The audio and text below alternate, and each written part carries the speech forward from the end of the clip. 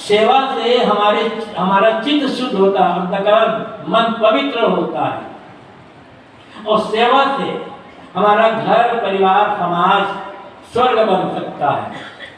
स्वर्ग चाहिए तो बस सेवा, मीठा व्यवहार और अच्छे विचार, आपका घर स्वर्ग बन जाएगा। इससे बड़ा स्वर्ग आपको कहीं मिलेगा नहीं।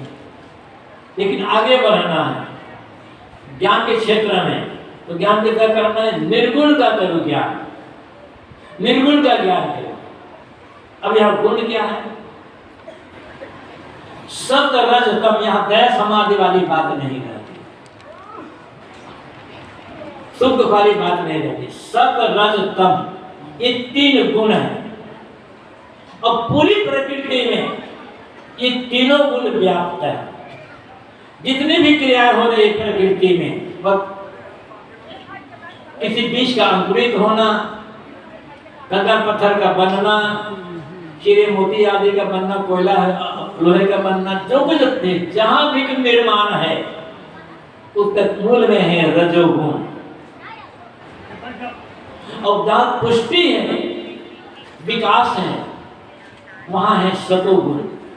और विनाश परिवर्तन, इसमें कारण है तमोगुण। तो पूरी पर जहां तक जड़ तत्वों का सारा है, एक पृथ्वी नहीं, जहां तक पूरे ब्रह्मांड में जहां तक क्रिया है, बनना बिगड़ना है, वहां रजोगुण सतोगुण तमोगुण, ये तीनों गुण काम कर रहे हैं।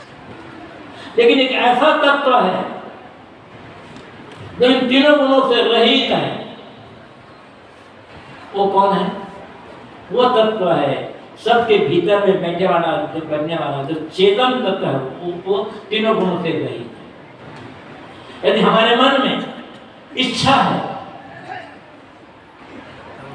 इच्छा रजोगुण है, क्रिया रजोगुण है, चलना फिरना रजोगुण है, यदि रजोगुण नहीं होगा तो मैं बोल नहीं पाऊंगा। मानसिक प्रसन्नता, शांत सुख, ये सतोगुण है। आलस, निद्रा, जमुहाई, ये तमोगुण है। तो प्राकृतिक जगत, भौतिक जगत में और मानसिक जगत में तीनों गुण व्याप्त है। लेकिन चेतन आत्मा, जीव है, ये तीनों गुणों से रहित है, क्योंकि ये एक है, शाश्वत है, अपरिवर्तित है। यदि चेतन आत्मा में रजोगुण सतोगुण हो जाए तो ये फिर चेतन एक रस नहीं रहेगा, बदल जाएगा। अब बदलेगा तो चेतन का, जीव का विनाश हो जाएगा। गीता में भी श्री कृष्ण ने अर्जुन से कहा है, त्रिगुण विषया वेदा मिश्रे गुण भगवान तुम निर्गुणो विद सत्तो निर्योग क्षम आत्मवान। ऐ अर्जुन, ये जो चारों वेद है तीनों गुणों का ही व्याख्यान करते हैं।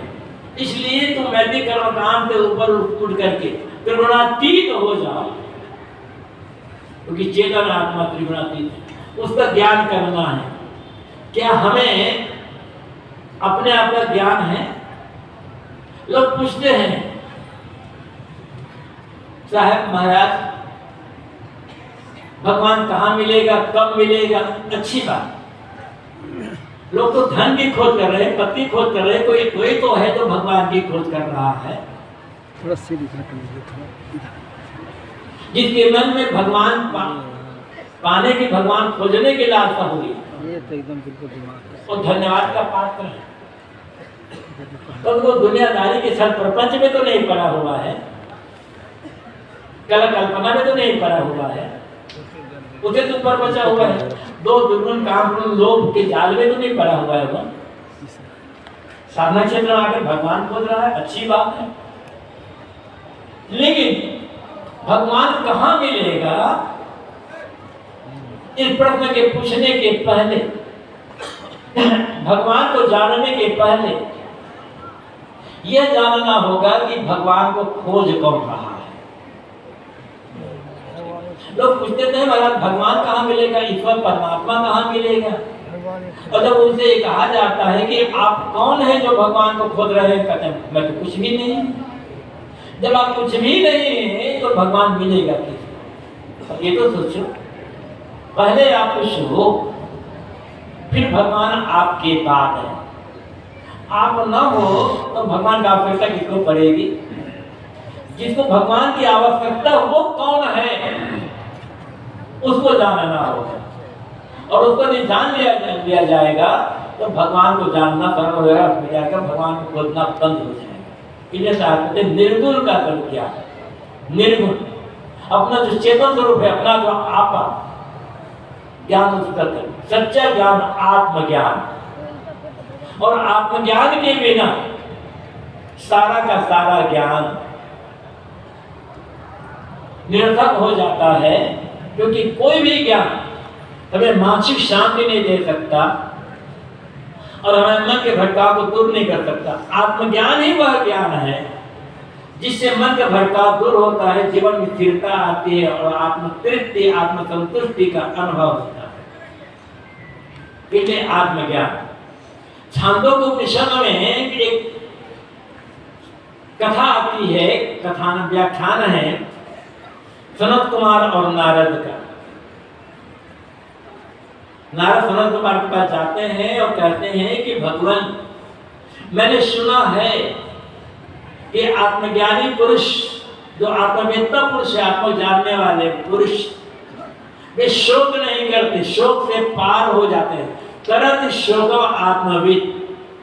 लेकिन भगवान, मैं शोक करता हूं, मेरा मन दुखी होता है, पीड़ित होता है,